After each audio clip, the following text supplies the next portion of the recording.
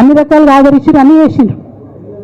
ఎప్పుడైతే పార్టీకి ఒక్క క్షణం చెడ్డ పేరు వచ్చిందో ఎక్కడ పోయిందండి ఈయన? చక్కగా పోయి వైఎస్ రాజశేఖర రెడ్డిని కలవలే? మీ అందరికి గుర్తులేదు ఆ ఫోటో? సీనియర్ నాయకులందరికీ బాగా మాట్లాడతారు, అన్ని దగ్గర ఉన్నా, నేనే ఉన్నా, నేను ఎక్కడ లేను. నిన్న పాపం చాలా మంది ఈ కొత్త కొత్త సోషల్ మీడియా పిల్లలు ఉన్నట్టు వాళ్ళకి హిస్టరీ తెలియదు అనుకుంటా, అందుకే చెప్తున్నా ఇవాళ. అదేవిధంగా నేను పెద్ద ట్రబుల్ షూటర్ అంటాడు. ట్రబుల్ షూటర్ కాదు, ఈజ్ బబుల్ షూటర్.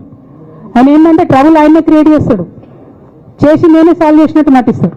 నేను లేటెస్ట్ ఎగ్జాంపుల్ చెప్తా పట్టురు. నేను మొన్న దాసోజు శ్రవణ్ అన్న ఎలక్షన్ ఎమ్మెల్సీ ఎన్నికలలో బీఆర్ఎస్ పార్టీ డిసైడెడ్ ఒకటే క్యాండిడేట్ని పెడదామని. కానీ హరీష్ రావు గారు ఇంటర్నల్గా బీజేపీ వాళ్ళతో మాట్లాడుకొని ఏం చెప్తారంటే, మీ దగ్గర నుంచి ఒక క్యాండిడేట్ని ఇవ్వండి, నేను మామయ్యని కన్విన్స్ చేసి రెండో క్యాండిడేట్కి పెట్టిస్తా అంటే he wants to create a trouble. ఈ క్రైసిస్లో ఆల్రెడీ మన పార్టీలోకి వెళ్ళి 10 మంది ఎమ్మెల్యేలు వెళ్ళిపోయినాక, 38 మందిలో 10 మంది పోయినాక నువ్వు ఇంకో సెకండ్ క్యాండిడేట్ని పెడితే ఎంత కన్ఫ్యూజన్ అవుతుంది? ఎవరెవరు ఓట్లు వేస్తారు?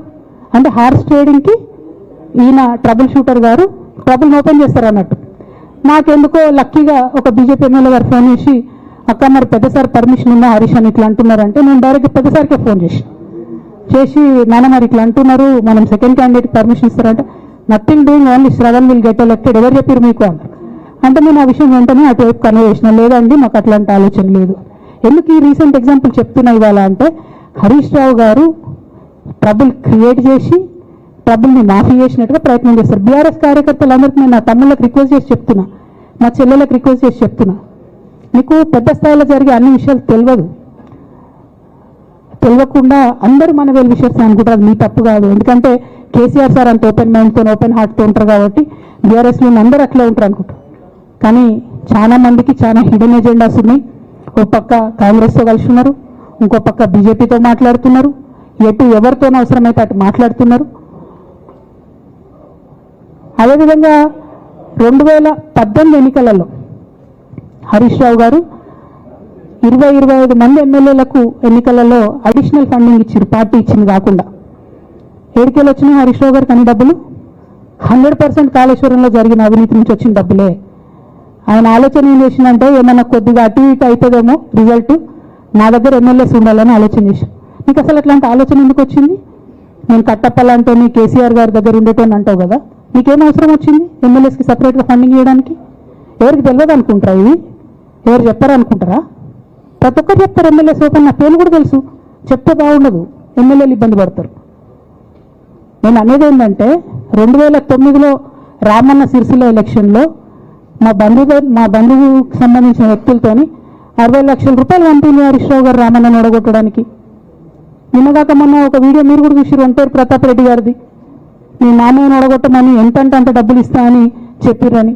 ఓ పక్క కేసీఆర్ గారిని ఓడగొట్టాలి, ఓ పక్క కేటీఆర్ గారిని ఓడగొట్టాలి, నిజామాబాద్లో నా ఎంపీ సెగ్మెంట్లో అందరు ఎమ్మెల్యేలను మేనేజ్ చేయాలి, అందరిని మన కేసీఆర్ కుటుంబాన్ని ఓడగొట్టాలి, విచ్ఛిన్నం చేయాలి. కానీ కేసీఆర్ గారి పేరుతో వచ్చేటటువంటి బెనిఫిట్స్ మాత్రం అన్నీ కావాలి. మరి ఇటువంటి వారిని నా రిక్వెస్ట్ కేసీఆర్ గారితో, కేటీఆర్ గారితో, వారిని మీ పక్కన పెట్టుకొని నిజం మాట్లాడే నన్ను బయటకు పంపితే మరి పార్టీ బాగుంటుందా? దయచేసి ఆలోచన చేసుకోండి. నేనేమంటున్నా రామన్న మిమ్మల్ని అంటే, నా మీద మీకు కోపం ఉండొచ్చు, నాకు ఇది ఏముందో ఎవరేం చెప్పారో నాకు తెలియదు. నేను మాత్రం నా ప్రాణం పోయినా కేసీఆర్ గారికి హాని జరగాలని కానీ కేటీఆర్ గారికి హాని జరగాలని కానీ కోరుకోను. అది నా నైజం కాదు. ఆడపిల్లలకు అట్లా ఉండదు, ఆడపిల్లలు ఇల్లు బాగుండాలనుకుంటారు. నా మనసుకి ఎంత గాయం అయితే, నాకు ఎన్ని అవమానాలు అయితే, నాకెంత ఇన్సల్ట్ అయితే, నా మీద ఎన్ని కుట్రలు జరిగితే నేను ఇట్లా మాట్లాడుతున్నది నా బాధ, ఇది నా ఆవేదన. నాన్న చూస్తలేరేంది వీళ్ళనన్నది ఆవేదన, చూసుకుంటే క్షమిస్తారేంది, ఇంకెన్నిసార్లు క్షమిస్తారన్నది నా బాధ. అంతేకాక నాకేం కోపం ఉంటుంది? ఎందుకు కోపం ఉంటుంది? నాకు ఎంత ఎన్ని జన్మల పుణ్యం ఉంటే కేసీఆర్ లాంటి తండ్రి దొరుకుతాడు? కోట్లలో ఒకరికి ఉండేటటువంటి తండ్రి నాకు దొరికిండు.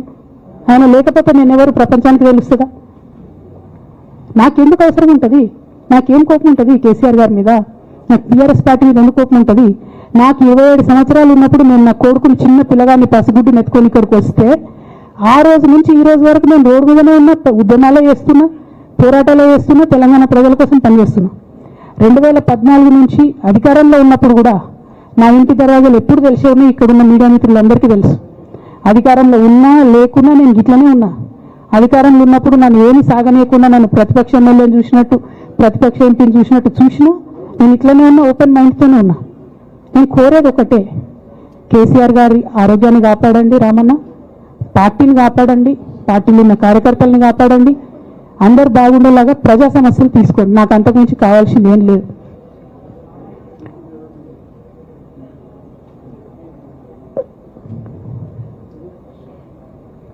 కానీ మొన్న అసెంబ్లీలో అర్ధరాత్రి దాకా పెట్టి రేవంత్ రెడ్డి గారు కేసీఆర్ గారిని తిడుతుంటే దయ్యాలు వేదాలు వాళ్ళు ఇస్తున్నట్టు అనిపించింది నాకైతే.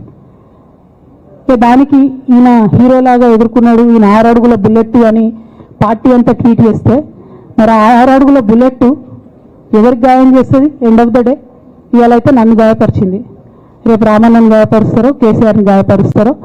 జాగ్రత్తగా ఉండండి రామన్న, నేను చెప్పేది ఏం లేదు, జాగ్రత్తగా ఉండండి, కేర్ఫుల్గా ఉండండి.